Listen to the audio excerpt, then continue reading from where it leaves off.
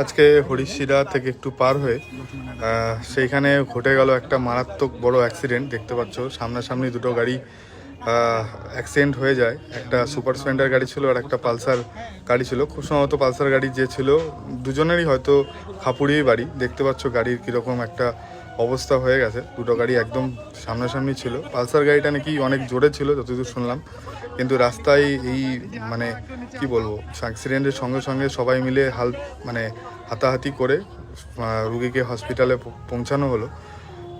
প্রথম অবস্থায় অনেকক্ষণ ধরেই কোনো রকম গাড়ি পাওয়া যাচ্ছিল না রাস্তায়। টোটোতে নিয়ে যাওয়ার চিন্তাভাবনা করা হচ্ছিল, সেই সময় পুলিশ ঢোকে।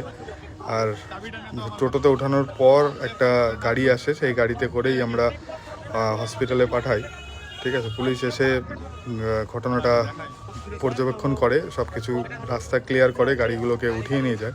এই যে একটা গাড়ি দেখতে পাচ্ছ সুপার স্প্লেন্ডারটা, যেটার না গাড়ির দুটাই সমান ক্ষতি হয়েছে। দেখতে পাচ্ছ সুপার স্প্লেন্ডারের সামনের দিকে কিছু নেই। আর একটা গাড়ি এই যে পালসার দেখতে পাচ্ছ, এরও সামনে সকার ব্যান্ড হয়ে গেছে আর সামনের দিকে ভেঙে গেছে। লোকজন একজনের তো যে পড়েছিল ওনার তো পা একদম ভেঙে গেছে, আর একজনকে সঙ্গে সঙ্গে ওরা নিয়ে চলে গেছিলো হসপিটাল, তো তার সাথে দেখা হয়নি। আর একজন এই গাড়িতে হসপিটালে পৌঁছানো হলো।